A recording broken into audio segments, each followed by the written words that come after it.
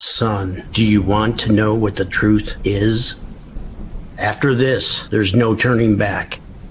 You take the blue pill and you wake up in your bed and believe whatever you want to. You take the red pill and you stay in Wonderland, and I show you just how deep the rabbit hole goes. Remember, all I'm offering is the truth, nothing more.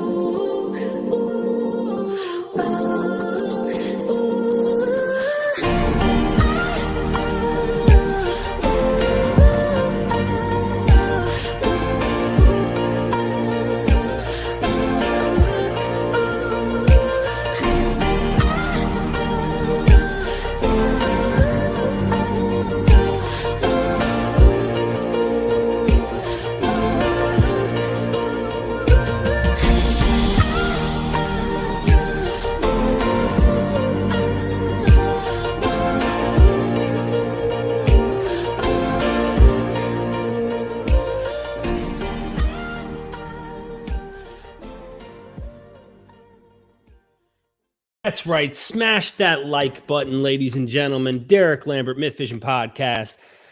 I know I'm enthusiastic, excited. Actually, I'm quite sick right now. I don't know what came over me. Over the past 5-6 days, I've been fighting this cold, earache. I'm on antibiotics. I'm just trying to survive. I'm waiting for a Jesus to come by and just, and boom, let this sucker go. I mean, no joke. Cleaning the ear, after I get out of the tub, blood. Haven't had blood come out of my ears since I was a kid. My mom had to put tubes in my ears.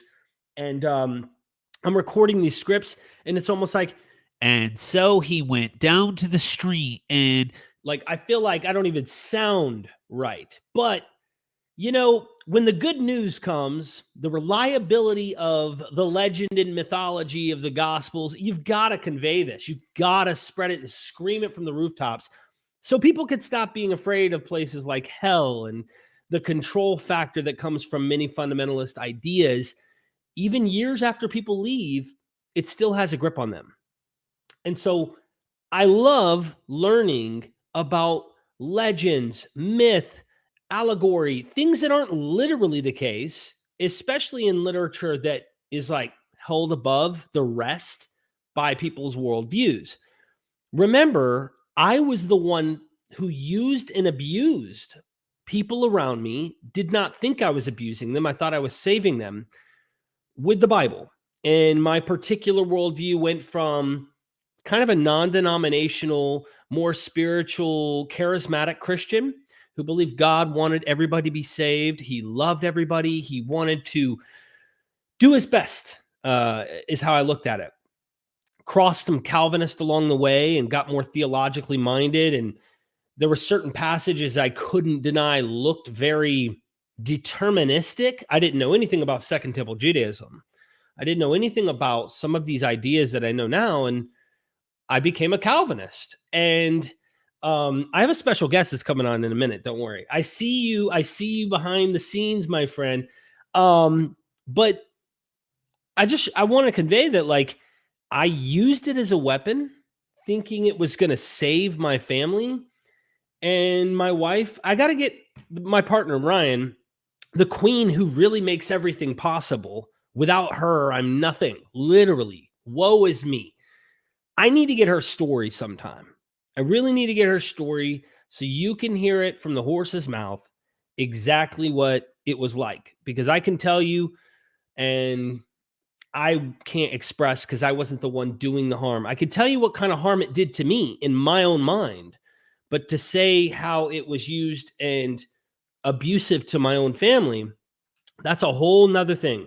So I've gone a little bit past the whole chip on my shoulder, anti-theistic, anti-Christian, to the point where, like, it almost seems like I just hate the literature. And I'm at a point where I'm actually valuing the cleverness of authors. Now I'm at like this crossroads, and my guest is going to appreciate this when they come on. I'm sure they wrestle with this from time to time. Maybe they're way past this, but I wrestle between, did these authors intend to try and dupe you into thinking these are real histories? Meaning the authors know that they're making stuff up, but they want the reader to be convinced, kind of like what Lit was saying, how the Gospels became history. Or if you go with Dr. Miller and thinking these are cultic mythography types, they have a blend of genre because there's no definitive genre at this time. Like, it's not absolutely this is this and this is this, but ultimately that they're cultic mythographies, origin stories on the Christian movement. And I wrestle between these ideas. If Lit was right, that means to me they lied. The authors intentionally are trying to convince you of something, and they're lying. Bottom line. The other option is giving more leniency to the literature and allowing it to be cultic, allowing it to say, this is insider literature for the people who are believers, who are in the community, and therefore gives more leniency in the authors to say, hey, we're writing fanciful, passionate material for our Lord, and they're not necessarily writing what claim to be, this is what factually happened, historiographies. I may be missing something. And so I'm going to bring our guest on now, and we're going to have a hangout conversation with you. I hope to get to super chats. Let's have some fun while I can, before my voice probably gives out. Welcome to MythVision, Christy Hansen. How are you? Hi, I'm doing good. How are you? Doing really good. Before we went live, I just want to make a note that there's a few people that I harass. I still harass people, in case you were wondering. There's a few people I harass, and I'm like, Chrissy, I need that source you were telling me about, the one about Elijah and Elisha. And then they're like, oh, no problem. It's this and that. And then he harasses me every day. The courts still haven't gotten back on the paperwork yet. No. Seriously, though, thank you everybody who's tuning in. Hit the like button. If you're enjoying it so far and you're wanting to see where the conversation goes, press 1 in the chat. Let me know that you're here and you're checking us out. Chrissy, what did you catch the last part of where I'm at in my what is going on with this material? Yeah, trying to figure out essentially where do the Gospels land in terms of like the honesty of the authors and their intentions. Right. Where are you at on this? I know you've read far more than I have. I personally think that it's a bit of a non-starter in a way. Okay. I don't think that it. So for instance, I don't think that in the ancient world we necessarily drew a lot. There's this not really this line between honest, like what we would consider like honest factual reporting and fictionalizing, and then just also mythologizing. All of these are just kind of expected, and I think that our binary ideas of truth, false, telling the truth, telling a lie is not actually adequate for describing what happens here. It like, for example, say I'm writing a piece of fiction and I'm writing, potentially deliberate fiction. I'm writing a novel. Novels are not factually true. Did I lie when I wrote a novel? No. Novels are not meant to be taken as literally true, even if they're being passed off in a way to grant them authorizing intent or idea. Like, it's not hard to find novels that present themselves as having been true stories, but that's part of the genre. Like, so for example, a novel for example, Lord of the Rings. Actually, Lord of the Rings opens up with a little meta narrative in the prelude, a little meta bit about the Red Book that supposedly gets passed down after Bilbo, Frodo, and Sam have all written down their records and annals in it, and then is eventually passed down, and Tolkien is translating from it. In fact, Tolkien went as far as to even make facsimile copies of different sources in there. So like the scene in Lord of the Rings where they're in Moria and they find the book with the records of the colony before it was wiped out, and it's like the ground shakes, drums in the deep, and it's written in the dwarf Ori's hands. Tolkien made copies of those pages because part of the entire illusion of this is that it is an illusory history. So even in a way, you could say the Gospels could originally been understood to fit this kind of genre, and later they get solidified and like when we're going into the genre of like ancient Greco-Roman Bioe, these are very much a genre of entertainment in a way, at least from what I perceive them to be and what I read. The way that they're written, the way that they are styled and have these self-authorizing fictionalizations. Like, I've gathered these from eyewitnesses who we don't know. We'll never know. That's kind of the point, is it's authority without having to give anyone a way to verify that, and in no small part because these are just stories. No one is going to be going back and trying to check sources for Romulus when Plutarch writes a biography of Romulus, and no one's going to do that for Theseus or any others. It's beyond the scope of what they're actually doing in that genre. The genre of like a Greco-Roman biography is just it's not ever written to be strictly historical in the first place. Ancient people just didn't have those strictures. Even when they are writing strict historiography like Tacitus, they are still mythologizing and fictionalizing things freely, because not only is that just what you did, it's just outright expected, because your goal is to invent a new narrative with thematic overtones that fits your specific agendas and will also be presentable to your audiences. Mm-hmm. So Tacitus outright does invent things. We have ancient authors when there is no record of what a Roman emperor would have said during a specific event, they make speeches up that would fit the occasion. That is the standard of what they did. So to draw this line between they're lying to us and trying to get us to believe fictions, or just writing fiction, or never intended for it to be fiction, is just a blurry line that I think is far too nuanced to have any kind of binary true false answer. It's way beyond that. The ancient world has a very complex idea of history. Ancient writers do not have the strictures of factual reporting that we deem to be good history today. So when you hear apologists talk about reportage models of the Gospels, and I laugh at them. Okay, so all right, before we get this is good. I want to show people real quick.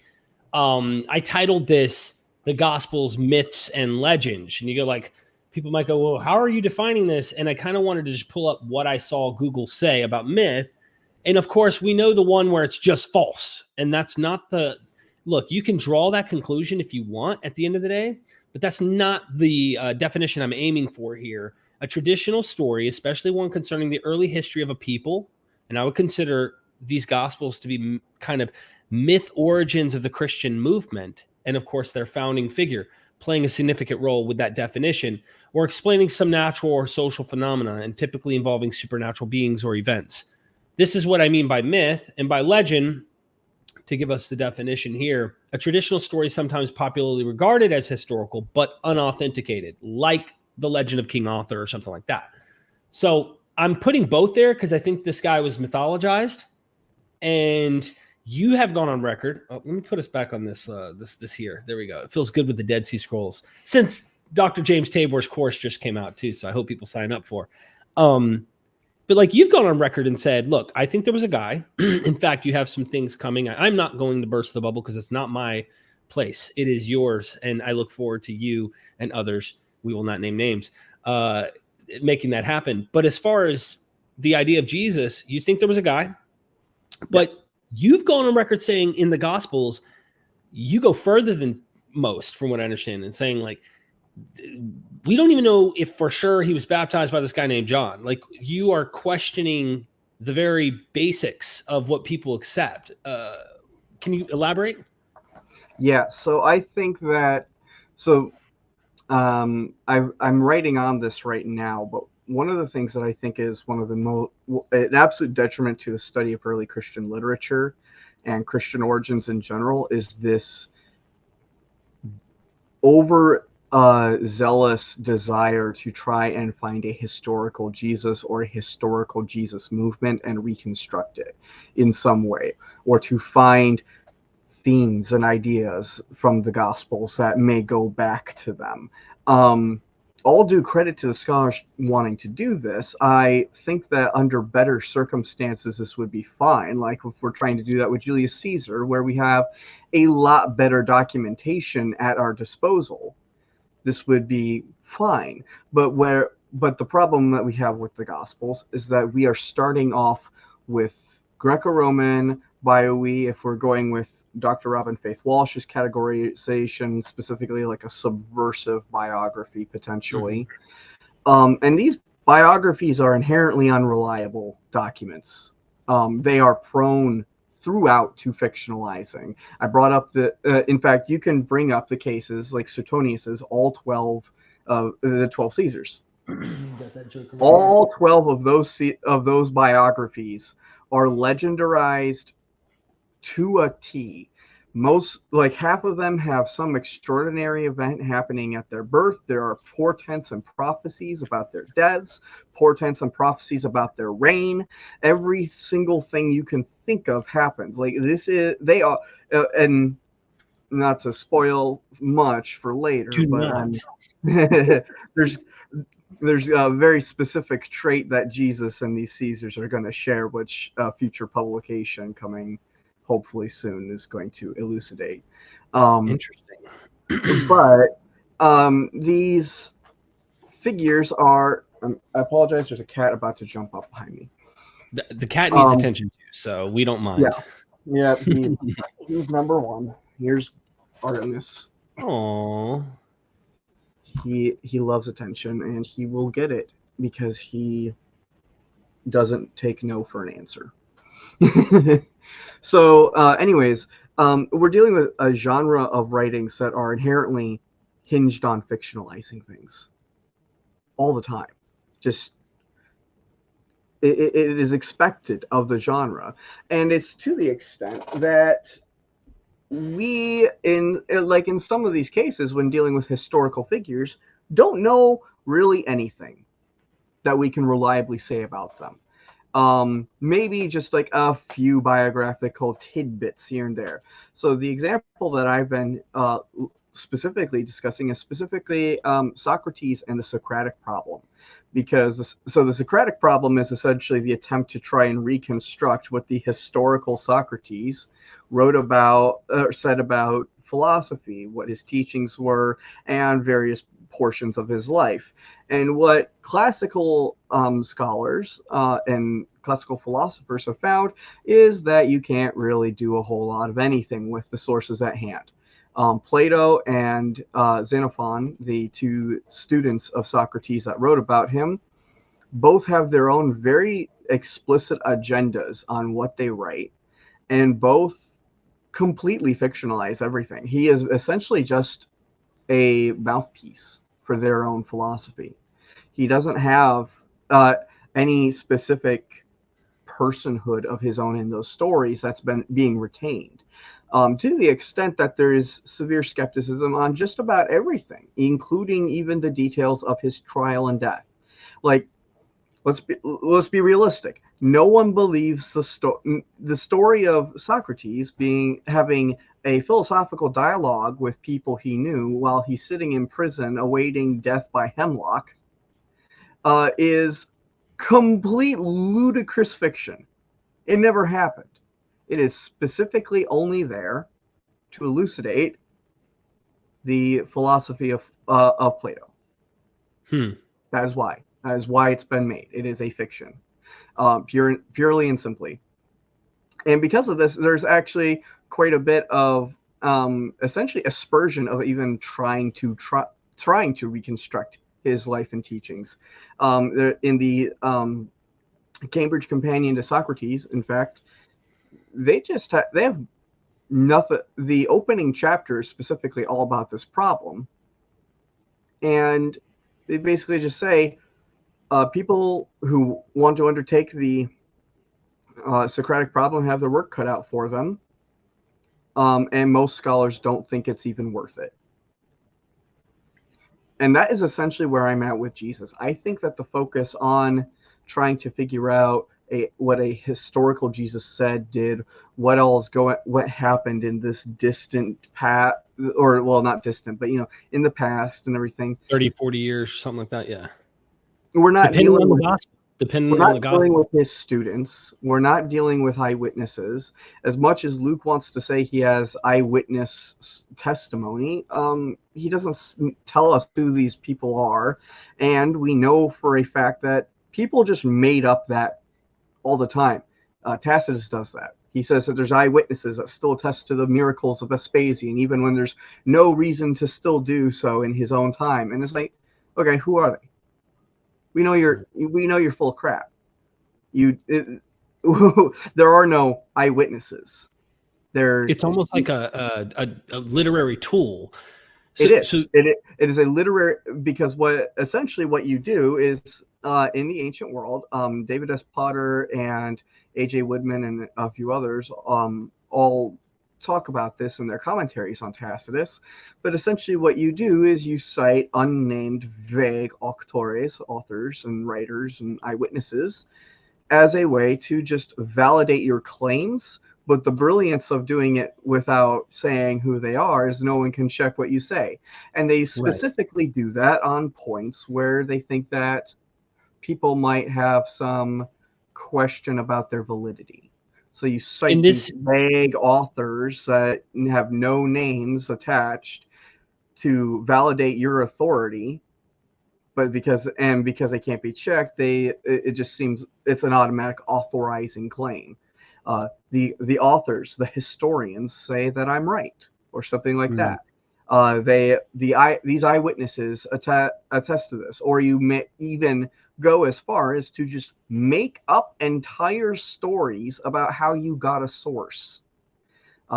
This is how the Philostratus's biography of Apollonius goes. Actually, he makes up a source about how he inherited wooden tablets that were written on by a follower of Apollonius, and that's where his primary source documents come from. And he makes up an entire story about how they went from that student all the way to him hundreds of years later. It's complete nonsense. He made it up, and we know he made it up because that exact story pops up 2 other times in novelistic fiction literature of the era, even using the same terminology. So using a heuristic approach. Beyond Thula, for example. So you're like, just by comparing, again, we're getting to something that I love talking about with someone like you who's going to completely understand and be able to chew it and spit it out in a very easy to understand way. If I want to know what qualifies as fiction, what qualifies as myth or legend, and I am on the sacred material that there's a living religion around today that's trying to say, no, this is real history. This is what actually happened. And I go to other literature and I use this analogy. It irks apologists, I imagine. It walks like a duck, talks like a duck, looks like a duck, smells like a duck. And then I get to the Gospels and say, this does too. It's a duck. Like, it doesn't work. So I don't think the Gospels are exceptional. And this is a problem that even happens in Jesus scholarship, even with secular scholars. There is this weird insistence on treating the Gospels not like other literature. So, like, for example, when we are looking at the biographies of Plutarch and other sources like that, no one is sitting around trying to reconstruct a Q source from them. No one is sitting around trying to dissect the redactional layers or trying to dissect what parts stem from oral tradition and stuff like that. That's not going on, really. Unless they're like outright saying that's where they're getting it from. Mhm. We're not really doing that. And the reason that we're not doing that is because we know that's not how ancient literature was made. Robin Faith Walsh has an entire book about this. This is a leftover of German Romanticism, where there's this inherent idea of the uncreativeness of the folk, of the people, and that they are essentially preservers of ancient heritage rather than creative makers of it in and of themselves. And it's a really problematic thing. It goes back to figures like the Brothers Grimm, who are going around in a very elitist way, trying to find the folk story, the story, these legends and tales that go back to a more primal German root, especially in this search for like a pre-Christian Germany. Mhm. And we're seeing this here, except for in this case, the search is going for the pre-Christian Jesus. We're trying to reach back before the Gospels and pull out Jesus from them. And it doesn't work. And to illustrate a few cases, I actually just published a paper on one case where I think this really doesn't work. None of our methods work. Is the baptism of Jesus. And that's like In almost all the universally usually literature I have accepted. found, virtually everyone just accepts that the baptism of Jesus happened Right. for one reason. Because Matthew and Luke think it's embarrassing, and maybe John. We'll get there. Well, if it's embarrassing, why would they make it up? But this is where they've even just for a second, accepting the validity of the criterion of embarrassment, which I do not. I think it's nonsense. But even just accepting it for a second, what are they actually embarrassed at? They are quoting from Mark. They are embarrassed at Mark, not at a historical tradition going before Mark. That's the problem. So what we need to do is look at Mark, and Mark doesn't show any signs of embarrassment whatsoever. The argument there is, well, they would never create a story where Jesus is baptized for the remission of sins because Jesus is sinless in Christian tradition. Right. And they would never invent all these other things that seem to make Jesus subject to John. And I find the entire idea kind of nonsensical. Because number one, where in the Gospel of Mark does it ever say Jesus was sinless? I've never read it. Exactly. It doesn't. Ever.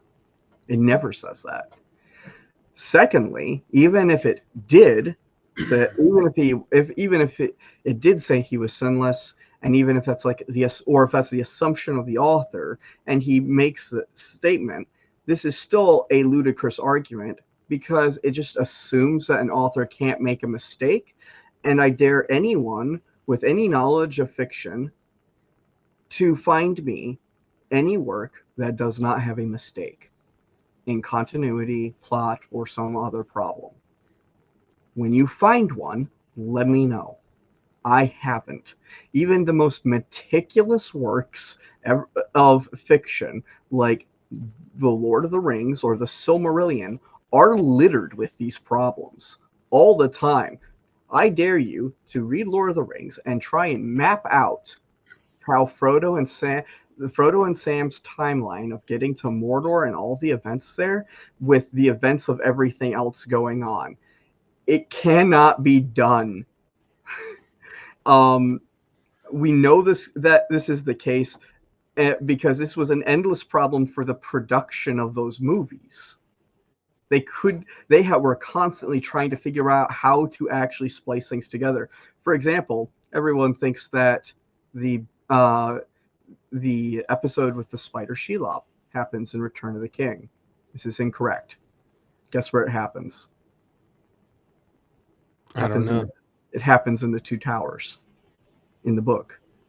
They have constantly had to reorganize everything in order to make it make any kind of sense chronologically. And this is just what goes on all the time. So anyone telling me that the gospel authors couldn't just make a mistake are just inherently under the assumption that the authors of the gospels aren't human beings. I want to back this up a little bit if I can, because your idea of not trusting necessarily, and you're not denying there could be, you just I want to pick your brain here, because this is something that I think I'm getting from what you've been saying, but I want to understand why, and I want our audience to see why. I imagine it plays, as you said, these are literary works, these are literature. These are not historiographies. They are not painting what happened on a Wednesday at 6 p.m. for real. They're giving you a narrative, a story. I imagine this is why you're hesitant on assuming the history behind this. Can you break down how reading the Gospels as literature, what factors into this that makes you stop and say, I don't know if we're dealing with anything that is just like, well, that happened, but that's legend. Oh, but that happened, but that's legend. Can you take us through why you've become so cautious, or in other words, skeptical of taking these as ways of gleaning or finding kernels of history in them? Yeah, the reason why is because just looking at the methods that have been used, I cannot find any that can actually do what we want them to do. So for the long time, recognizing that the Gospels are a form of ancient literature is basically, standard in the field. This is what the vast majority of scholars readily acknowledge, even Christian ones. The question is what kind of literature, and the only way to figure that out is what can we say probably happened.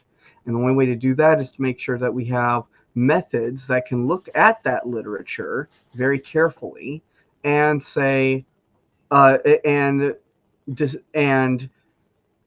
separate the wheat from the chaff. And that's extremely difficult to do because there are things that are just blatantly obvious in the Gospels don't look like history. And if you read them in any other text of history, you would not accept them. No Christian is sitting there going to accept the claims that Augustus Caesar was born of Apollo. No one is going to accept the claims that, at least from what I can tell, at least like 3 or 4 different people were born from their mothers copulating with snakes. Now that sounds reasonable, but go ahead. No one is going to sit here believing that Vespasian was healing the blind, restoring limbs, and stuff like that. And no one's accepting that Asclepius is sitting in the temples and healing people while they're asleep, or even when they're awake. We have far better evidence for every single one of those claims than anything in the Gospels. We have dozens of eyewitness claims of Asclepius healing various maladies, injuries, and other issues that people are suffering from. There is no verified eyewitness attestation of anything that Jesus did or of his life. We don't accept that Asclepius did those things. We know that was probably priests doing it when everyone was asleep, or a placebo effect, which is a real effect that actually works. Mm-hmm. And some of those are probably just made up. Right. Why are we accepting it with the Gospels? Why are we treating the Gospels any differently? The reason is because everyone's really attached to the Gospels, and there's specific bits that people just really like. I get it. The baptism by John is really cool. It's one of the coolest parts of the Gospels, and it opens up my favorite Gospel, Mark, for those wondering. But if I read this in a biography of Apollonius, would you believe that it happened? No. No one's believing that this event that is very clearly mythologized with a spirit dove from God coming down upon him and adopting him, or if you think that Mark has an adoptionistic Christology, I kind of do. I think it's a little more complicated, but we can get there when we want to. And no one's also believing, and unless you're Joel Marcus, because Joel Marcus is, I have problems with Joel Marcus's book, but on John the Baptist. But the Gospel of Mark deliberately models John off of Elijah. In fact, he quotes portions straight out of the books of Kings to describe John and Elijah with similar articles of clothing. It is explicit. He is directly referencing that John is the returned Elijah. Why is this? Because early Christians believed, and so did potentially some Jewish figures. That's a little bit more debated. If you want the best book on the subject, in my view, if I can Thomas L. Brody? No. Well, Thomas L. Brody is one of the best. So on the Elijah Elisha narratives, there are two books. I just looked at them.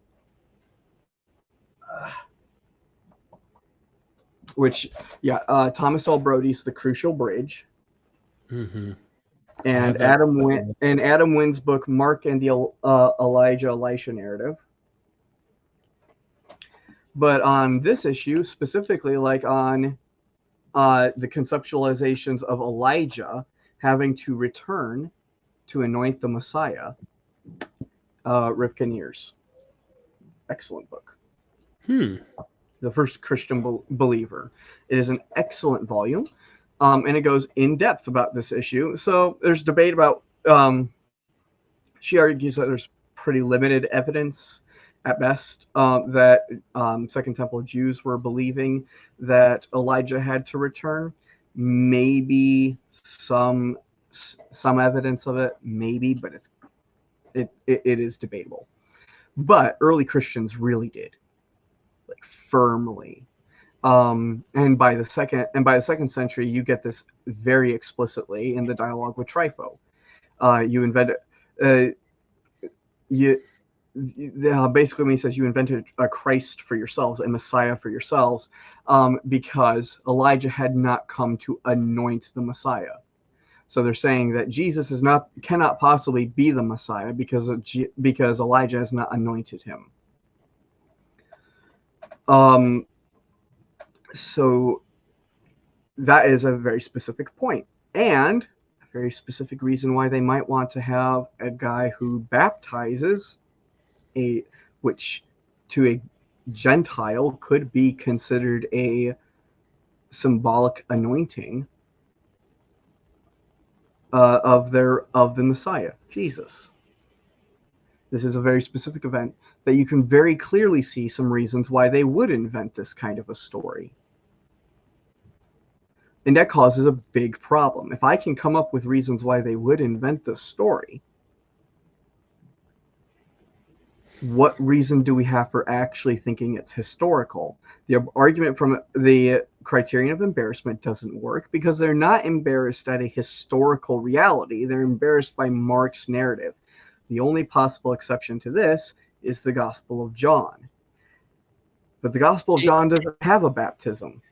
This is a problem, Chrissy. For me, this is a huge, huge problem. And this is how I'd like to paint it and love to get your commentary on this. like you talk about over and over, we see the fiction, we see evidence of interesting storytelling about Jesus. We see a constructive narrative.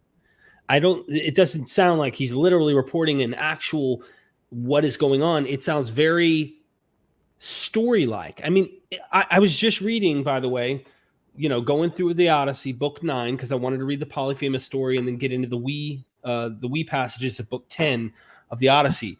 Then I turned to the Aeneid because our dear friend Robin Walsh was talking about, is it Cacus, the beast in the cave with Heracles, Hercules, Roman.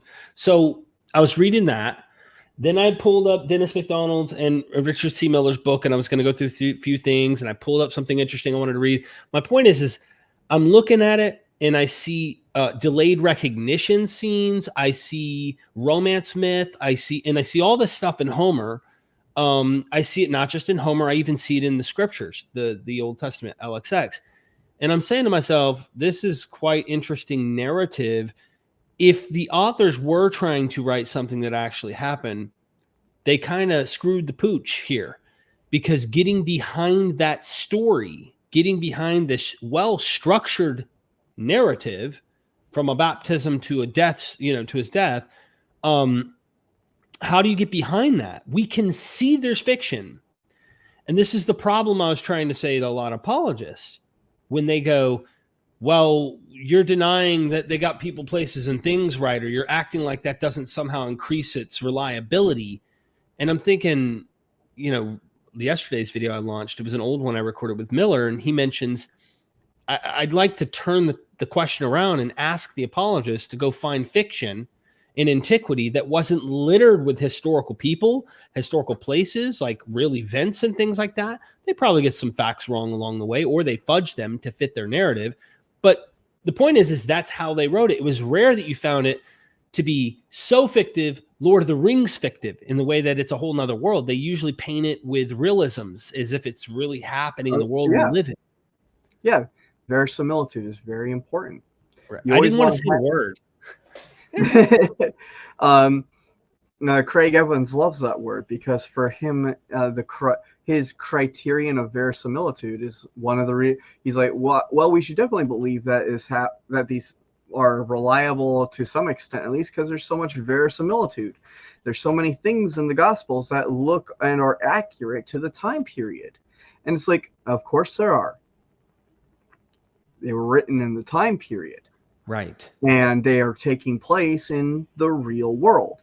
So, of course, there's going to be things a lot of things that line up. That's how you write a good story.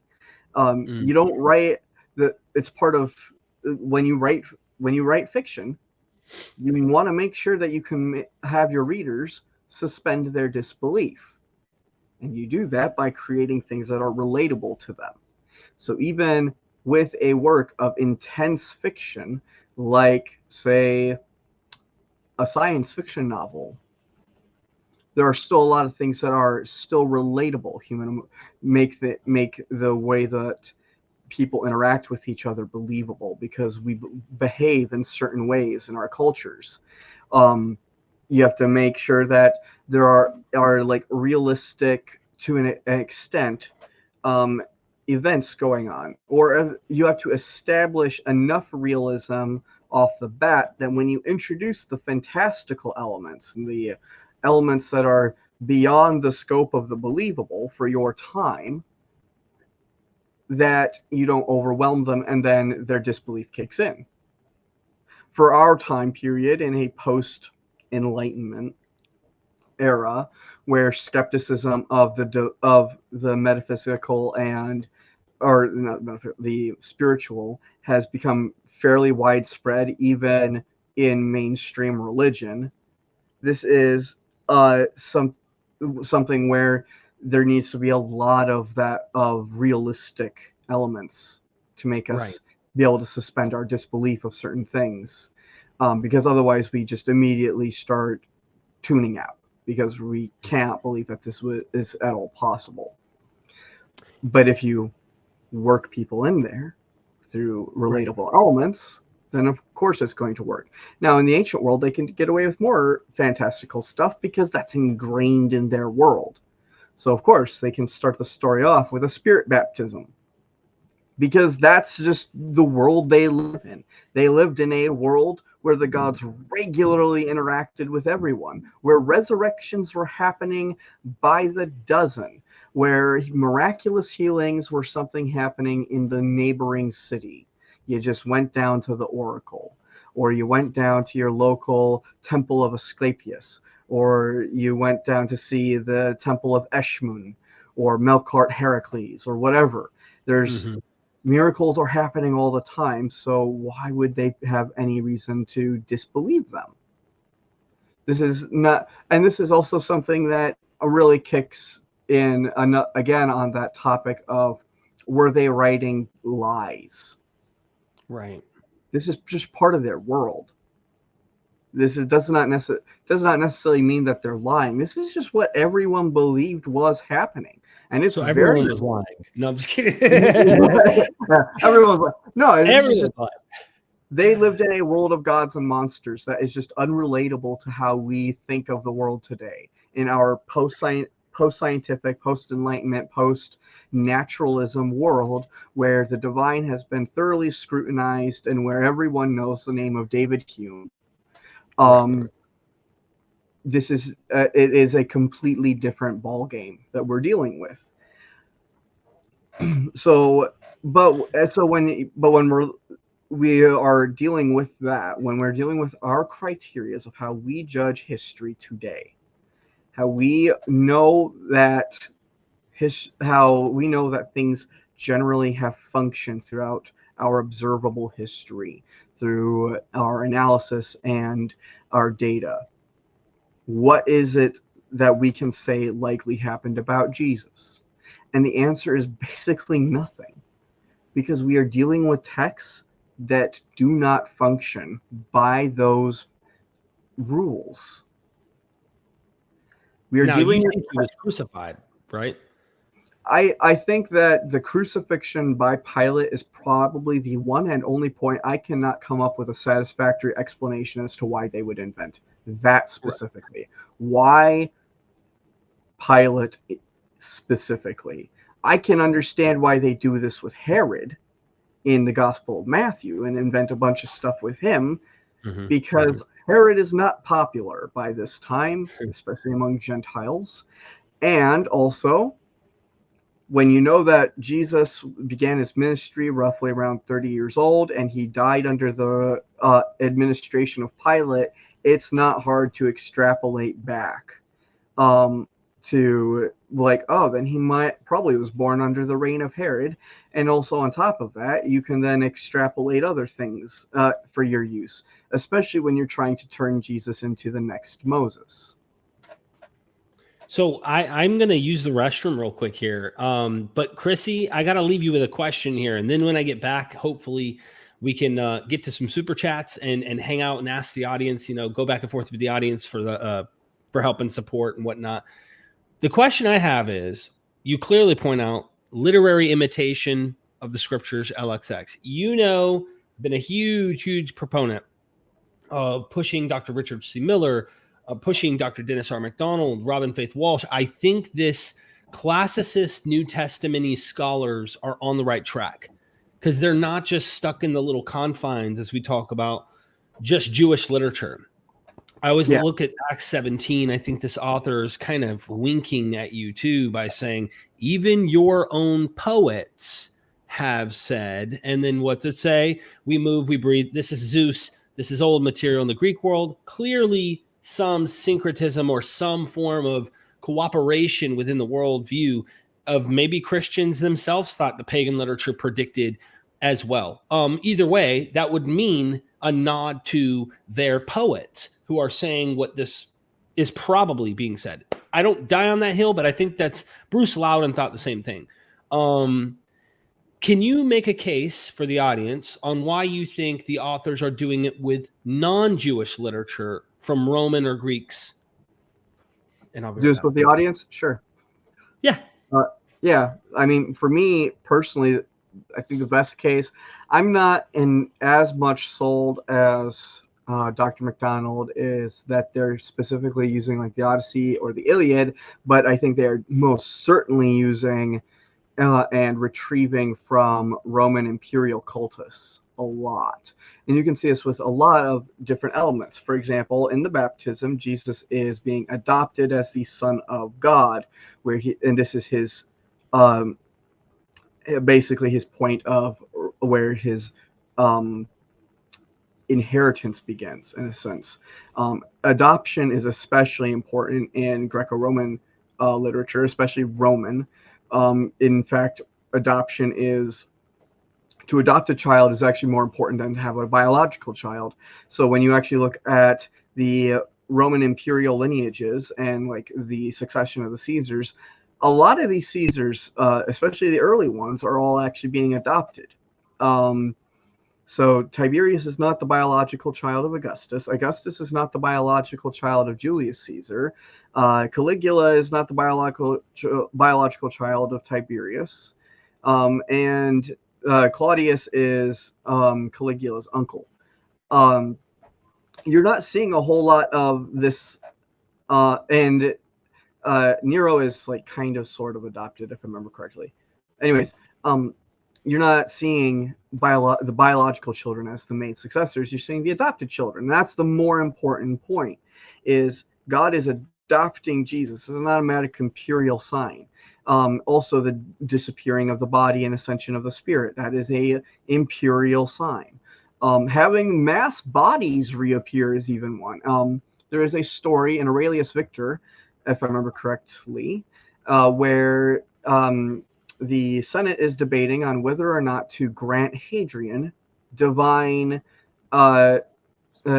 status, and they're thinking of not doing it because of how awful the end of his reign was. He killed so many people.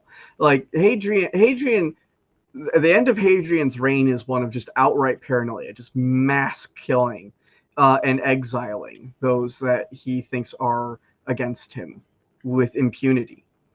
So the Senate really doesn't like him. But then, mystically, after his funeral, after he has been cremated and everything, the Senate is visited by all of their dead loved ones and friends who have risen up. Now, if that doesn't sound like something out of the Gospel of Matthew, I don't know what does. These are things...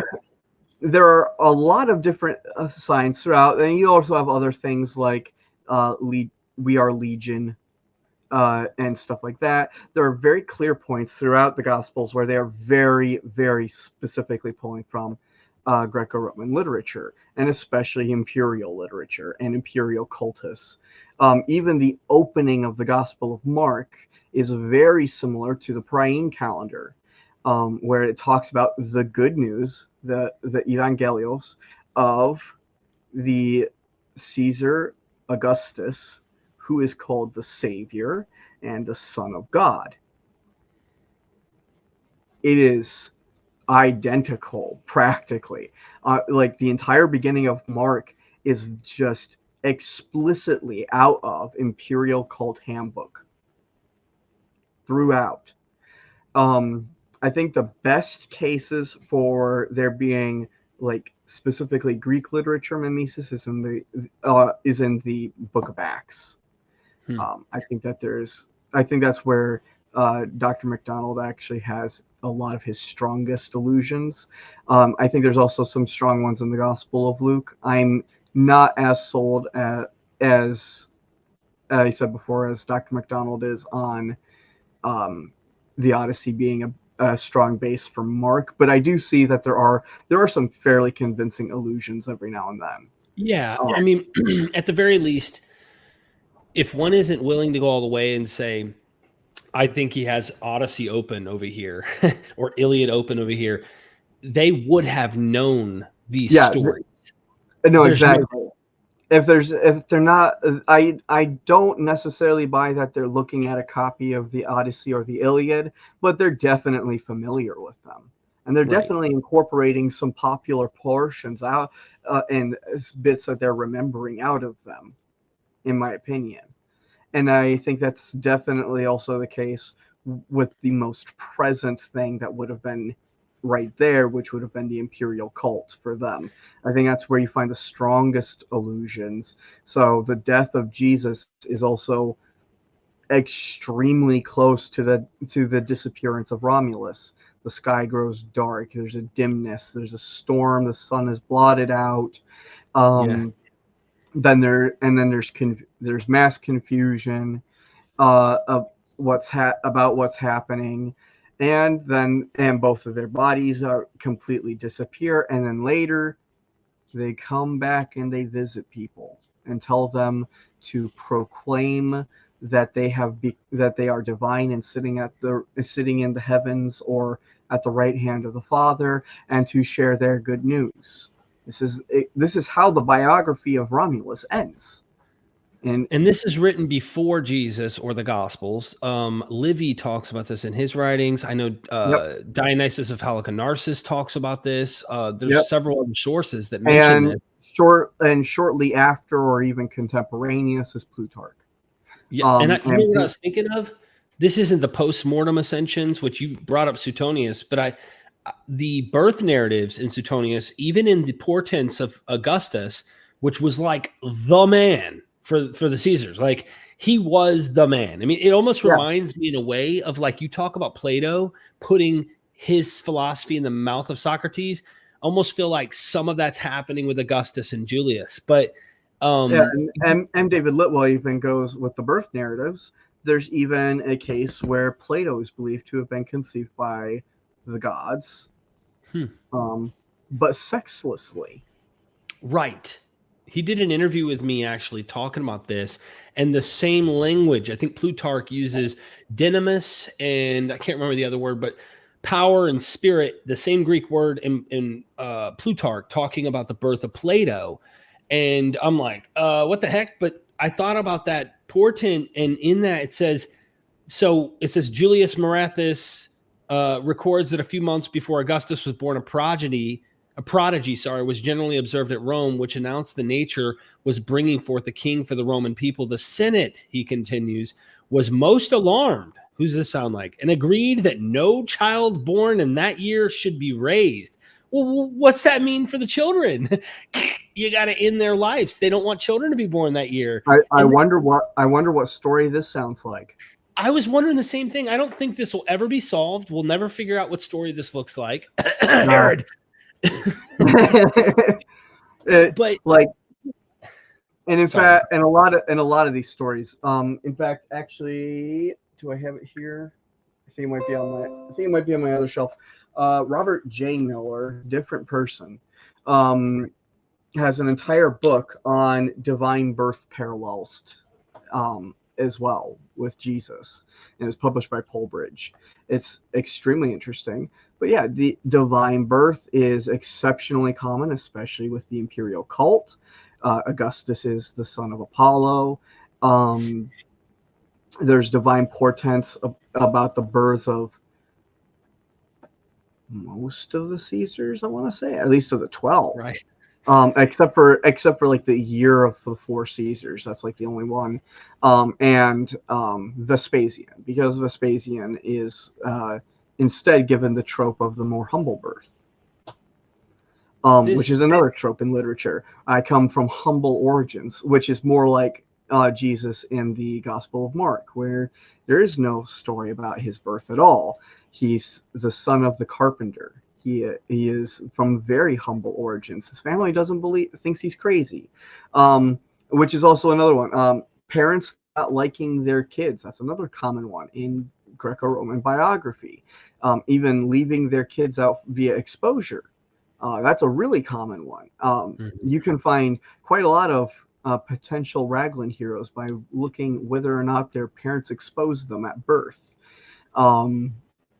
It's all exceptionally interesting that way, because you see very clearly that these are ideas that are circulating all over in the cultural consciousness, and especially in Greco-Roman literature. And frankly, anyone that does not think that the Gospels are Greco-Roman literature doesn't know what they're talking about. These are people extremely familiar with the genre and who are emulating biographies. The only one that doesn't really emulate a Greco-Roman biography very much, or tries to go a more historiographical route explicitly, is the Gospel of Luke. And he's very explicitly trying to make this a more historiographical, I did my due diligence research kind of thing. What sources did he read? Don't know. He doesn't say, because like a lot of people making up biographies, he just doesn't want you looking at them too closely. The one that we do know he probably used was Josephus, because there's just several points at which there's clear overlap in the gospel, or in the book of Acts. And then we know that he copy pasted Mark and probably Matthew, in my opinion. I don't like you. If y'all have not gathered that yet. I definitely know that about you, and that's fine. I'm not a dogmatist in any of the positions. I want to highlight someone that I thought was really an interesting person. Have you ever heard of Chris Rosser? I hope not. So this is like a Christian writer that I actually was like, I loved what he wrote. I just want to highlight him in case anyone watching says, you know what, I'm going to look this guy up. This is what he wrote: signaling Legion, reading Mark's Gerasene demoniac with Homer and Virgil. So both in mind.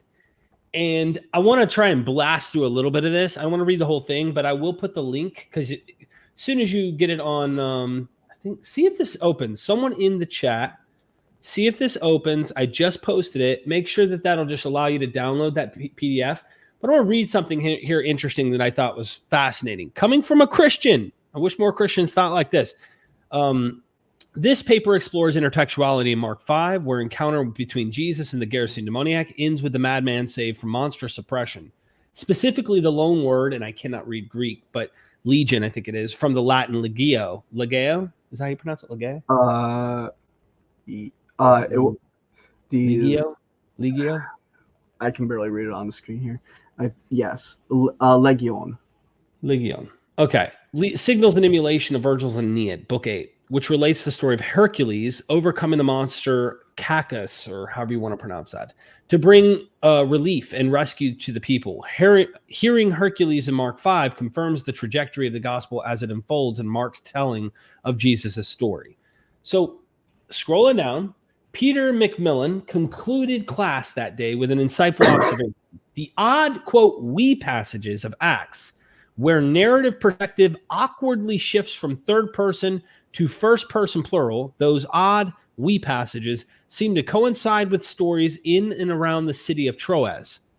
I'm not sure why, but it's interesting to note. Yes, it was an interesting observation, similar to others I had the privilege of hearing Dr. Lynn McMillan share during the 2 semesters we co-taught Bible and classical literature for honor students at Oklahoma Christian University. Indeed, his comment was the first time I had heard a connection made between the mysterious we passages and the ancient city of Troy, since Troas was proximate to old Troy and conveyed association between Aeneas of Troy and epic stories about the origins of Roman power. Lynn's observation opened my eyes and ears to a possibility that the we passages of Acts might be understood literarily and not historically, that the shift in language proximate with stories in and around Troas, a shift in language most akin to Odysseus' narration of his own travels after the sack of Troy, might signal an intentional intertextuality and not simply indicate that Luke joined Paul's company at Troas, as has been widely assumed, and I would almost add in brackets, by literalists who want this to be literal history. But anyway, Lynn became, for me, unwitting muse, or more likely as masterful teacher. Lynn intentionally ignites imagination with questions so that students might make associations that yield new insights and bring to light possible but undiscovered meanings. And it goes on and on that this is myth making, and this is a Christian, right? So I'd love to see more Christians read this and actually like pick up a thing or two. The ones at least online that are like apologists who want this all to be literal. There's so many reasons why this seems more literature, and I don't think we'd have as much of a battle online with people. I don't want to keep going because I could bore you, but I hope the viewers will like maybe click the link and download it and read it themselves. It was an enjoyable read. He brings up McDonald. He presses the whole Aeneas with the Aeneid thing and showing Hercules fighting the beast in the cave. That story's interesting. I was reading that before I went live. But yeah, I want more people to see this for what it is. You're way past the even playing around with this being historiography in the literal sense or actually being real histories. I am because of what I perceive to be the sheer literary qualities of the Gospels. I don't think any of our methods that we have used work in trying to actually find any historical Jesus out of them. Again, the exception to this is I don't understand why they would invent Pilate specifically into these narratives. Right. Everything else you can very much see a very clear goal in inventing.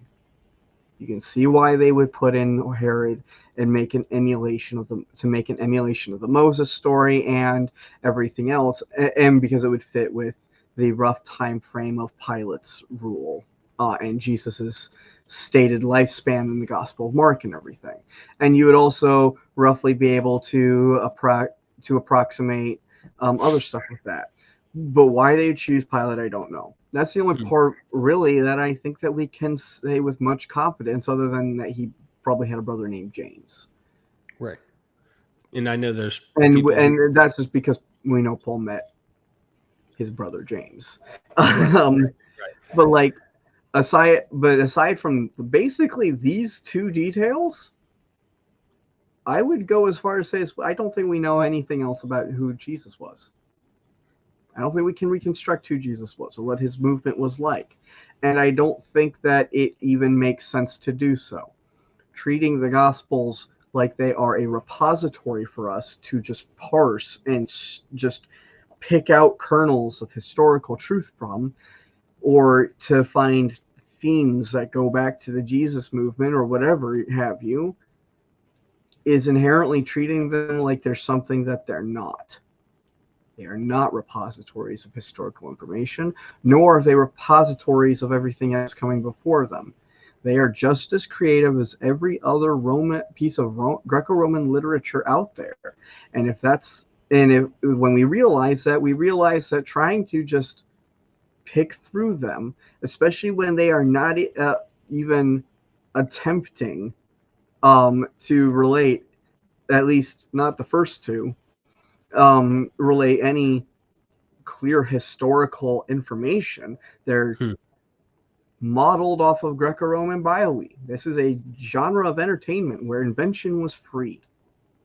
So why are we wasting our time?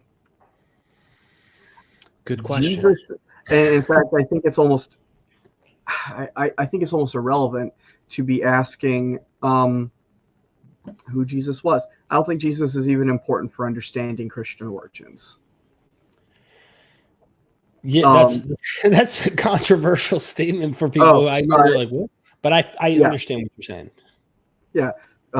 Religions are not made by individuals. They're made by the sociological conditions of the time. So to mirror what Albert Keltoff, who was an older mythicist and a Marxist, what he basically said is, even if Jesus existed, he would be no more than a co-worker in the mechanisms of the time.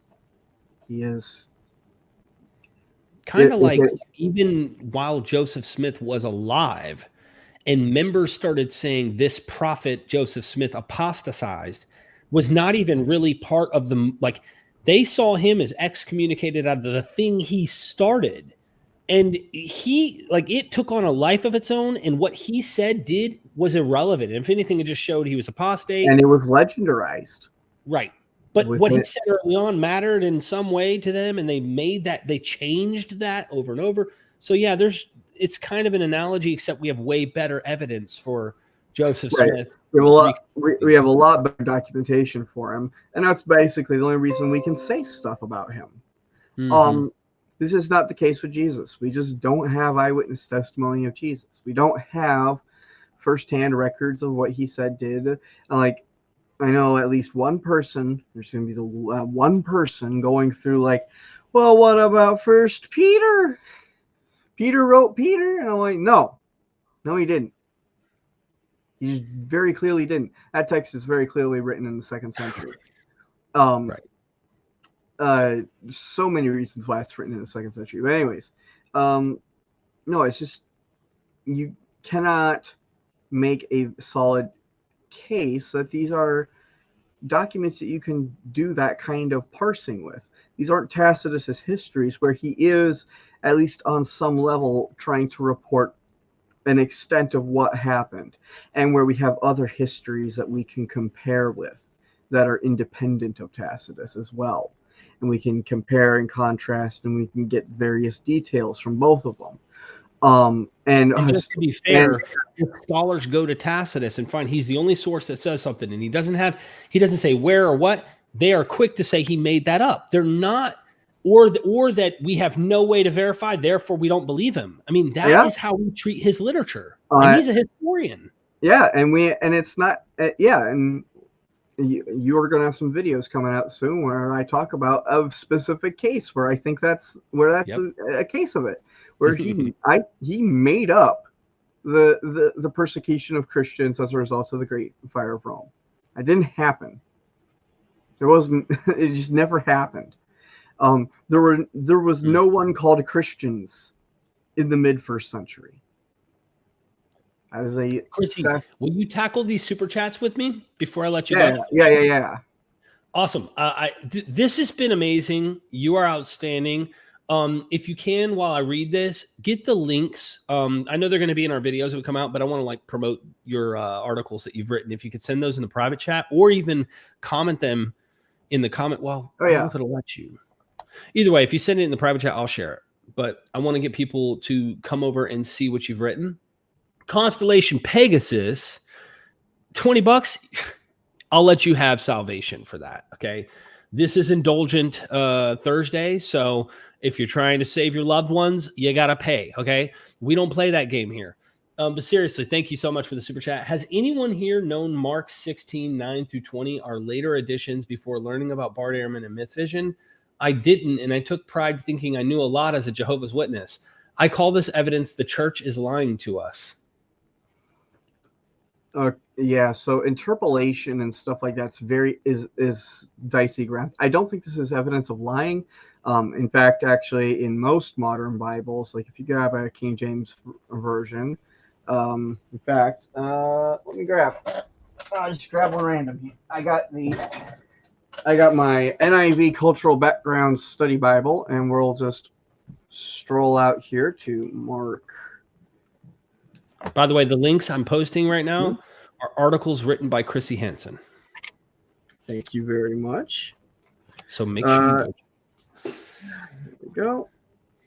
And by the way, just to make it clear while you're pulling that up, Constellation, I think, is saying that their church, like the church has acted like this has always been there. They're not telling you that there's like an issue in the textual tradition on right.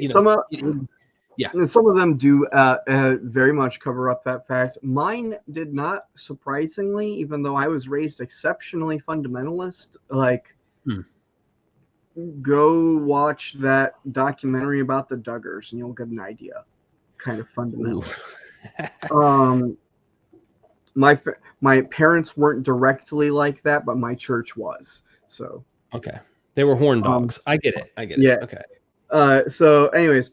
You can look at your NIV Bible right here, and you'll notice this is in regular just print text, and then the interpolation is all in italics, and they have a note about it and all that. It says the earliest manuscripts and some other ancient witnesses do not have verses 9 through 20, and stuff like that. So yeah, they make note of it. They do that also with the taken an adultery episode in the Gospel of John. That's what, chapter 7. I think it is 7 or 9. I can't remember, but yeah, one of those chapters. Yeah. Thank you so much. But yeah, So yeah, well, I knew about it. It's 7 through 8. But yeah, I knew about it before I knew about airmen, and that's very specifically because my pastor mentioned it. There was a point at which there's a whole entire story about this, but my pastor didn't actually have a master's degree, and his bachelor's was from a crap school. It's called Kentucky Mountain Bible College. It has like 50 students or some bullshit like that. It's absolute trash. If you want to laugh, go look through the student handbook. It's fucking hilarious. But no, but basically, he ended up having to go back and get his master's degree because the church board was like, your credentials are kind of lacking for a head pastor. So he went back, got his master's degree, and while he was doing that, he fancied himself scholarly. So he had bits and like that where he was trying to bring in some Greek and Hebrew and some know-how that he learned. Right. That lasted all of like 2 weeks. Thank you so much for that. Seth of Valhalla, you need Honey the Circle Maker. He will heal it. Talking about I got a cold in my ear. I've got an ear infection right now. And literally, I have blood. Like when I put the Q-tip in my ear, I have blood in my ear. So I had to get antibiotics, all sorts of stuff. I used to get those so badly it had to be taken to the ER as a child. Yep. They had to put tubes in my ears as a child, and I've never had blood in my ears since I was very little, and I don't remember. My mom said I was a very crying baby because of my ears and like having mucus and all that, and I haven't had blood in my ears till now, so it's been 35, 36 years now, and here I am experiencing it again. That's what you get for making a channel of blasphemy. Right? This is a curse. It's for sure a curse. We know what God's trying to say. MythVision has the best guests. Great conversation. I believe so as well. I love Chrissy. We did one on the history of mythicism. Like, there's just so much. There's so much. I found so much more new stuff since those videos too. We could do a whole video on racism and mythicism.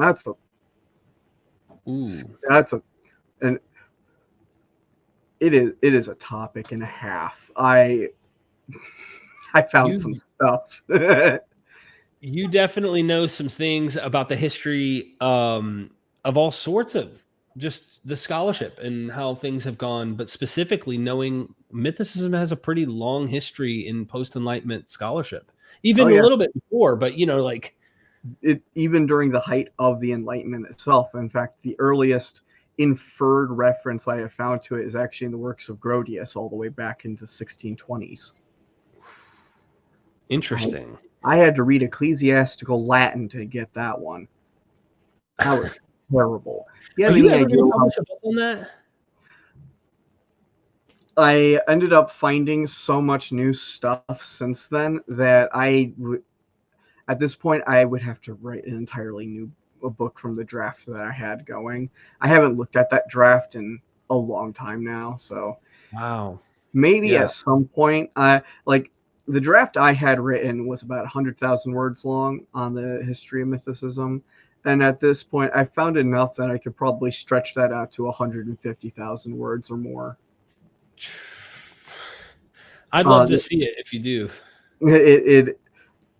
I could have an entire 20,000, 30,000 word chapter just on all of the weird intersections that mythicists and the far right had during the early 1900s and even into the modern era, with the organization American Atheist, founded by Madalyn Murray O'Hair. Woman was a Holocaust denier. She was tied to neo-Nazi movements. That doesn't even shock me at all, as you know my experience. Awful stuff, just all over the place. And American Atheist became one of the hotbed popularizers of mythicism in the late 20th and early 21st centuries, especially through Frank Zindler. Frank Zindler wrote a whole bunch of books. He edited a whole bunch of Bob Price's books and published them through through American Atheist Press. He published the Response volume. I have it. Where is it? This monstrosity of a book. In response to Bart, Bat, and I have that one right here somewhere. I have an entire series of shelves right here just dedicated to mythicism, and this isn't even all the mythicist stuff I have. Yep, there it is. All right, I'm gonna keep moving. Yeah. My wife keeps calling me going, dinner's ready. Live long, legacy. Get better, sir. No matter your efforts are appreciated always. Thank you, live long. I hope I keep your name as my legacy and live long. I really appreciate that, you being a member and the super chat. John Gear again says there are stories in the Gospels where Jesus is alone, but his words are quoted in detail when praying or when none of his followers are around and the conversations are claimed word for word. These books are not history. Exactly. Well, of course you're wrong. Don't you know that when Jesus came down and he was with the disciples for several days, that he just told them his whole life story word for word, and one of them had their typewriter out and was typing it all down in perfect English. Exactly. Old English, specifically King James. Yeah. No, that's early modern. Okay, English, that's true. Actually. I'm not saying old English is like Beowulf, like Gardena. Yeah, but I used to hear that. Like, well, he could have just, after he rose from the dead, came and then told them that night what happened, and then they wrote. It's like, come on. I mean, you don't do this with Heracles. Tell me when he had time to do that with the conversation he had with Pilate. I'll wait, because there was no time. He just went straight to the execution block. Well, right. Thank you, John. Again, great point. What about the omniscient eye of the author and the pen that clearly is being inventive? This is good reason to be hesitant. Matthew K. Love the shows, Derek. Please read next message for Q. Hold on. I got to find you, Matt. Scrolling up in my chat here because it's a different department here. Okay, Matt K. If Greek and Roman literature, i.e. Romulus and Remus, was required reading in high school, do you believe people would recognize it as mimesis, potentially banned? No, I don't think so, and very specifically from the standpoint that actually, for a lot of history and even very recent history, the Odyssey, at the very least, is taught in school. I grew up. I had to read the Odyssey in school. I know a bunch of other people had to read it in high school. Most people read it by the time that they're in college, especially if you're taking like a rhetoric class. You'll read some Greco-Roman literature. I'm going to be real. I don't think that they would necessarily recognize these stories as mimesis, and very specifically because there is this way that we've delineated a difference between how we treat Christian literature and non-Christian literature. People have just divided those two, as one as being history and the other as being myth. Right. That's what Bruce Loudon says. Yeah. Bruce Loudon literally says that when I was telling you about the book I've been reading, trying to show the Homeric epics, in some way there's a conversation happening. Maybe there's a common source. We don't know. I don't know. But the East and West are talking. And I'm talking, antiquity. And he points out that, like, suspend your judgment when you go to read my parallels, because faith has, like, resurrected walls between this is true and that's false, and not allowing it to be literature on the same footing. The same can be said as you're talking about here with Romulus and Remus. I love the analogies you've given. This entire show has been showing these things. Would it be banned? No, I think they would just ignore it. They'd find ways to get around what's there. I think if they're going to end up banning any of this ancient literature, it's probably going to be the Iliad, because how dare Achilles be gay? Oh, yeah. How dare him? Yeah. How dare there be so much butt sex in ancient literature? You know, Neil brought up a source one time. He sent me the screenshot because he finds these like primary sources, and they were some dirty sons of guns. I'll just put it that way. They were very vivid in their writing, and no, but the Bible is like that. In fact, my next video, one of the next documentaries I have coming out, I paint the story up to Judah and Tamar. And I said, let's do the track record on the final composition of Genesis here. Right out, I said, Genesis starts with a bang, literally. Right out the gate, woman is, cursed to have children in pain. And we might say there's some euphemism for sex taking place in the garden. Who knows? Many rabbis thought this. Some other people might think it. And it goes from there to angels or divine beings, gods really technically having sex with mortal women.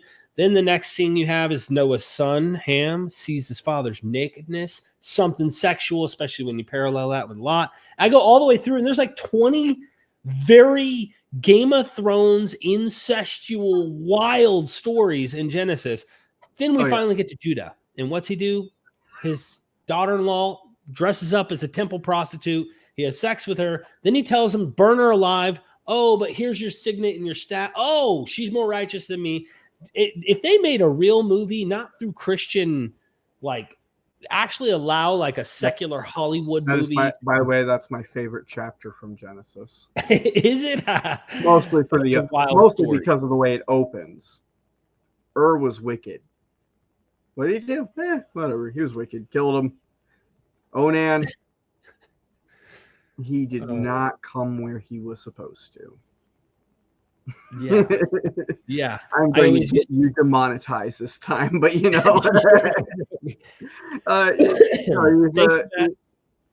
supposed to give him. He didn't uphold his part of the Levirate marriage, so. Right. I used to read that and take that literally as if like anyone spilling their seed on the ground. No Stephanie, masturbation. Exactly. Stephanie Gentry, I hope I'm pronouncing that right. Thank you for becoming a member of MythVision. I really appreciate that. Good Means a lot. The demons will not bother you now. You're inside the fold. You can be as heretical as you like now. So you have a free pass to sin. Daniel Whitaker, love the actual history versus the mythology. Thank you, Daniel. This is interesting. I don't think that there is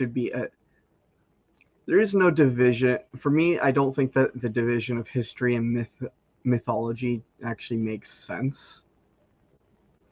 Even modern historians are in a way mythologists.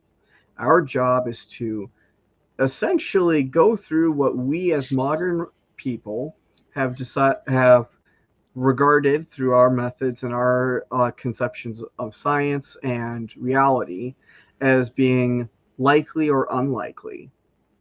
And we parse all of this together and assemble it into our own narrative of what we think happened in the past. What is the most likely? This is what we are essentially doing is creating an academically acceptable set of myths that are in constant flux and constant revision, just like myths of the past. This was actually going back to my point earlier with like interpolation. I don't think it makes sense to say that like they're lying when they're adding or taking away things from the Gospels or changing things. The Gospels were like the Odyssey and the Iliad, living texts that changed and morphed over time. There is no stable Odyssey text that we have in antiquity. The study of the Odyssey, like critical and textual criticism of the Odyssey and the Iliad, is pretty rough because there are so many changes, so many interpolations, added scenes, taken away scenes. In fact, it's so variable that just as you get with textual critics, the skeptical secularist textual critics of like the Gospels and the New Testament in general, they're also just like, there was no original. These were living texts. These were texts that were like what we can say is, what can we reconstruct that is the earliest version of what we would recognize Right. as our text.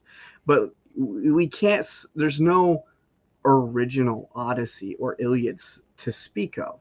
We have texts that are in constant flux and in constant change. And this is what happens, especially with very religiously important literature in the ancient world, is these are constantly changing all the time. We see this with the Gospels. You can bring up how, people can bring up that we have 5,000 manuscripts of the Gospel, of the New Testament, and there are not a single two manuscripts that look the same. And yes, most of it comes down to spelling changes, but the earlier you go, the more drastic the changes are. Sometimes it can be a word that changes the entire content or meaning of a passage, as Bart Ehrman has shown.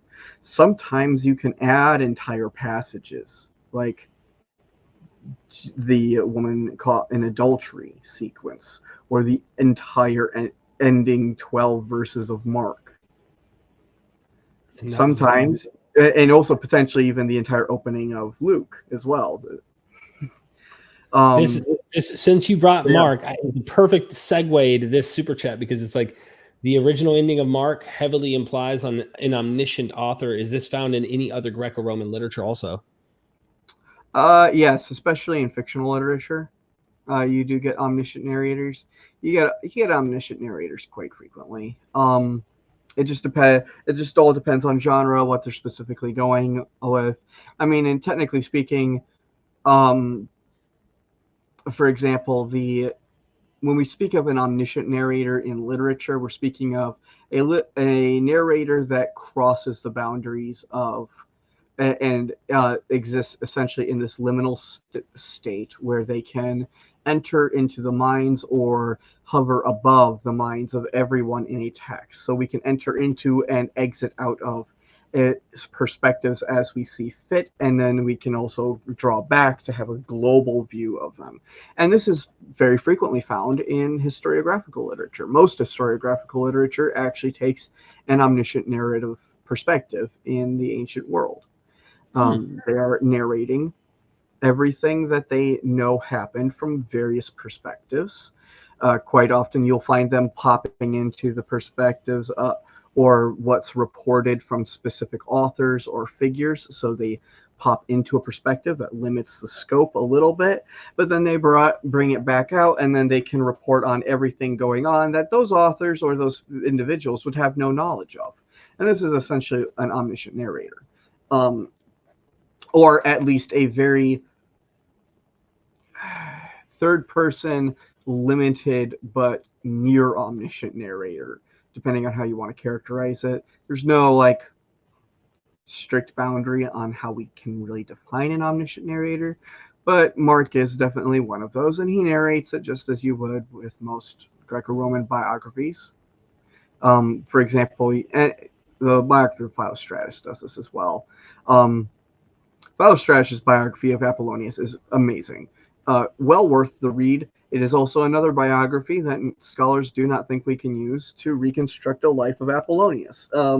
If you go and get the standard interlinear edition, the Loeb Classical Library version, which has been edited by Dr. Christopher Jones, that volume opens up with an introduction, and he basically says that the search for a historical Apollonius is as hopeless as the search for a historical Jesus. If you want to know what classicists think of what Jesus scholars do, that's what. Damn, that's why I love classicists who venture into the field of New Testament studies. They're reading material that just is ignored mostly. Yeah. And Apollonius is also another one of those figures where there are occasional doubts whether he even existed. Occasional, very occasional. But and you can see why. We have no reliable sources for him. Very similar to Jesus. There are no unbiased or particularly reliable sources about him. The earliest one is, if I remember correctly, Lucian. I was just thinking before we segue out of here. of the omniscient narration in Acts 7, not 17, but the shipwreck, I think it's 27.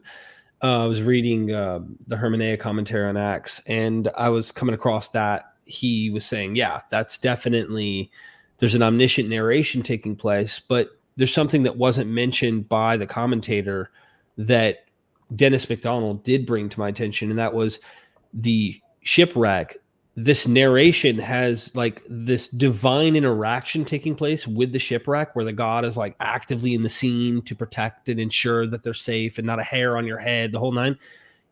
Dennis was like, show me another shipwreck in antiquity where that is taking place with the divine actively caring and ensuring the safety, other than fiction, like found in Odyssey, these kind of stories. So it's, again, if you want to know, we're looking at myths, legends.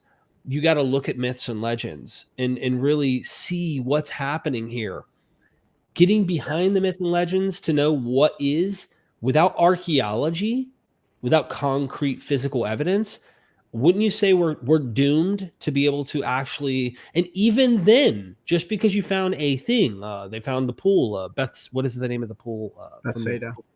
Bethsaida pool in John. Therefore, does that mean angels were really here actually doing the things accounted in this pool, as they say? Come on. So how far do you push it? No, of course they mentioned real places that existed. Troy existed. Right. Doesn't mean anything that in the Odyssey actually happened as recorded in the Odyssey. At all. But sometimes myths do report things that happen. That's why I don't like this draw distinction, is because myth does quite often also incorporate real history to varying extents. Right. Depends on how you want to define the difference between legend and myth. I don't really think that the distinctions are that meaningful. Mm-hmm. But the Nibelungenlied is a German epic written in the 12th century. It's written in Middle High German, and it tells stories about the fall of the Burgundian kingdom. Now, this is what's interesting, is for the most part, none of that narrative probably ever happened. It is a completely legendary narrative. We know it most famously because Richard Wagner made a really cool opera about it, based partially on the Nibelungenlied, but mostly on the more famous Norse counterpart, the Saga of the Volsungs. That story is concerning historical people. Brunhilde existed. She was a princess of the Visigoths. She married a man named Sigvart of the Merovingians, whose name is very, very closely related to Sigurd and Siegfried, the more famous versions of those names. And Gunther, Giselher, and all the brothers all existed. We know they existed. We have the Burgundian law code that mentions all of them. So we know other things. We know that what's happened is that... Are you trying to tell me Caesar Augustus existed? I mean, come on. What are you trying to tell me? What's happened is that they crunched the timeline together to include a lot of figures that didn't exist in the same time frame together. But also that there are historical memories of things going on there. So, like, for example, Attila really did invade the Burgundian kingdom. And there really was some rivalry between the Huns and the Burgundians. There are historical memories in here. Myth is not explicitly, ahistorical. I want to pick your brain on that. This point you're bringing up, reading Caesar Augustus' birth portents, okay, talks about a wall of Velitrae, Velitra, had been touched in ancient times. Part of the wall of Velitrae had been touched by lightning. This was seen as a sign that a citizen of the town would one day be ruler. Bolstered by this, the people of Velitrae immediately waged war with the Roman people. Here's the thing. I wouldn't put it past that the people of Velitrae waged war with the Romans at some point, probably due to an omen. Who knows? And they almost went to their deaths. Like they almost got annihilated. That could have happened. But like, are they using this event and portent and then adding it and saying it's pointing to my guy and here's my narrate? I don't know. I mean, I can't. Or are they using a historical event of a battle and then saying that it originates in a portent that they just made up? Exactly. I don't know. But these are real people. And we know we won't know. All we know is that this is how they believed that these things happened. Of course, Augustus had a divine portent about his birth. Because he's Caesar. Of course he would. Right. Of course that he would be descended of a deity. Of course he was adopted. Of course he would have other portents during his life about the great auspices of his reign. Of course, his descendants and those who reigned after him would also have all these things. Because that is just what was expected. Is it lying? Are they making it up? No. Look, Matthew That's just what's expected of the time. False accounts? I know, it's really surprising. I was shocked. Like, yeah. Okay, this is my biggest pet peeve about New Testament scholarship in general. The idea that the New Testament authors are human beings is just shocking. I know. I knew it. Like, I thought we'd pull. You really think Paul never told a lie in his life? You really think that Paul didn't make mistakes? Like interpolations. This is my thing with the Dutch radicals. They see interpolations everywhere because, oh my goodness, look, Paul's contradicting his theology here. So Paul couldn't have written this. Scratch that out. You know, that must be an interpolation. Paul's being sexist here, but not here, or Paul's being anti-Semitic or whatever. You don't. Maybe just me, but maybe he's a human being, and human beings are routinely inconsistent. I've got some things to think about tonight. I didn't know this. I know, it's shocking. There's like it is. But it is a thing. It's like they don't treat these people like they were actual people. Right. They don't treat New Testament authors like they were human beings. They treat them either, like there are two modes. Either they treat them like they're repositories of information that are just redacting things handed down to them like nonsense. Or you get like Richard C. Miller, and with all due respect, but I think this whole they're just making it up to fool people kind of shit is edgelordy. Well, Richard doesn't think that they made it up to fool people. He thinks they're purposely writing tracks for cultic members. So he doesn't think that. Yeah, he doesn't think that they're writing historiographies or trying to pawn off history. He thinks they're more of like cultic materials for the in-group. Well, and that's also problematic because ancient writers weren't writing for cultic groups. They're writing for other writers. You aren't writing for, you aren't writing for people that can't read. Most people can't read. 95% of the population is so illiterate that they probably can't even sign their own name. And the small percentage that can write at all probably can only sign their name, except for the very, very, very, very, very minuscule minority of people who can fully read and write in a very competent way. Your average amanuensis is not going to be able to comprehend and judge your literature. So I know that he doesn't think that they're writing to illiterate groups. I think he is in total cahoots with what Robin's saying about the Gospels as far as them being literature. But he is not convinced that they are pawning off histories the kind of way that Litwa would say, because he's written critical responses to Litwa's how the Gospels became history. If he thought that the title meant how they became history. Like over time, eventually they historicized and made these histories.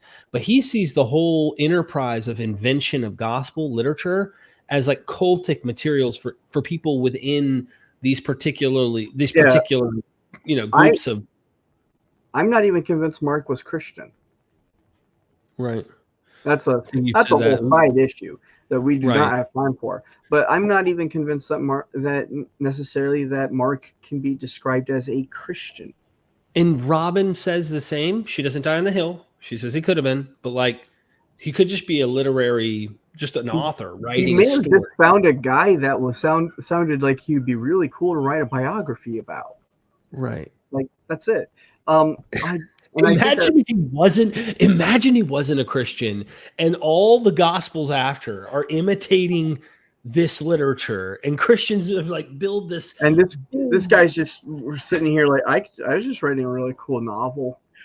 Oh my gosh. No, I don't think that I would agree that we're dealing probably with at least later gospels, like more cultic artifacts, but I also don't think that we're dealing with artifacts that are specifically written with a cultic or Christian or liturgical audience in mind.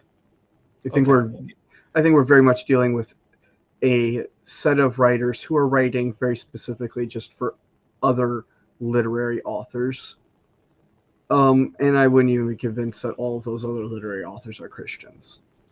One example, and then I do need to go because even the Yep. fans said, Matt Lambert says, MythVision has got me through the past few months at a new job. Thank you guys. Thanks, you guys. Thank you, Matt. I really appreciate it. Chrissy's awesome. Always enjoy learning from you. One comment I want to make is that a lot of scholars will make those internal arguments that they are competitive, which fits what Robin's saying. But there seems to be in some way competitive narratives, even on like how John is writing is this odd thing. Hugo Mendez is like, come on and talked about, like we categorize it almost trying to attach it to synoptics when it's actually got more in common with these other non-canonical materials. And so it seems like they're jabbing, like they're playing. My avatar guy, Thomas, is actually better and more trustworthy, or he has this like kind of theological angle of trying to convince people that Jesus wasn't complete phantom. He was a physical. These kind of ideas is what I think I've heard Miller mention. And so it wasn't his idea. He's going off other scholars as well. But and we're definitely dealing with a competitive sphere where we're dealing with works that are in literary competition with each other. But that's also very common in the ancient world. And this is actually part of the reason why you see a lot of inventiveness. Right. You had to make your work stand. You had to make your work stand out and actually worth reading. You don't get that by just reporting base facts about what happened. That's bad form. You need to write a thematically coherent, cohesive work that is interesting, that tells a story, that brings awareness to specific issues you think of importance. So when you're dealing with Tacitus on the Emperor Nero, he is not reliable. He hates Nero, and he is thematically organizing everything and inventing things to make Nero look as bad as he can because he's trying to make a point about the reign of Nero. Well, I tell you what, Chrissy, I hope that when we're long gone, people write favorably for us and not antagonistic. Are there any final words that you'd like to say to the audience? I'm going to go eat before I get castrated like Uranus. If you want to see any other works of mine, I do have a public email. Here's one more link. It is my H Commons. You can find my public email there, and you can also find a list of all the works that I have written on biblical scholarship, and I also have a paper on Tolkien and a few other things in there. So, if you like, it's in the chat right now. Yep. So make sure you get it. If you like little neat things like that, just let me know. I am happy to send you stuff. A lot of it's also open access, so it's easy to find. Seriously appreciate you. Any final words? Don't be careful about saying things are history and myth, history versus myth, and also Gospels are cool regardless of whether they're historical. We put too much emphasis on trying to figure out if they are or not. It doesn't really matter. What matters most is what they tell us about what they were written, what they're writing about, and when they were written, and it tells us who these people were and what they had in it, what was of interest to them about Jesus, and that's what's far more important than just trying to dissect them for finding historical little tidbits and kernels. It finds out the world of the Gospels is so much richer when we stop trying to just historicize them all the time. There's something so much more imaginative and great and human about them when we stop trying to do that. Thank you so much, Chrissy. Appreciate you last minute jumping in with me. Everybody, we have courses on mvpcourses.com. We just launched another one on Jesus and the Dead Sea Scrolls with Dr. James D. Tabor, and I hope that you'll sign up for that. Check that out. Next year, I'll be leading a tour over there in Palestine. Israel will be in the Dead Sea region at Qumran with Kipp Davis, and hopefully Matthew Munger will be there. I'll have Jennifer Bird with me. She's coming to hang out with us. We're going to go to Jerusalem. We're going up to the Galilee. We're going to have a blast. We're going to go back to the places where these narratives would have placed these figures. And so why not join us? What else? Oh, I've got some documentaries. Be on the lookout that are on just the myth of Lot, the myth of Judah and Tamar. I'm going into the myth of Joseph. Next, I'm working on script-wise is the myth of Moses. And the myth of Joseph's like 3.5-hour documentary. So be on the lookout. I'm going deep. I bring up Aesop's romance. I bring up the Odyssey. I bring up all sorts of interesting things. And then Egyptian mythologies and Egyptian romance myth that comes into this in Joseph. Stay tuned and check out Chrissy's links. So thank you, Chrissy. Bye, all. Never forget, we are MythVision.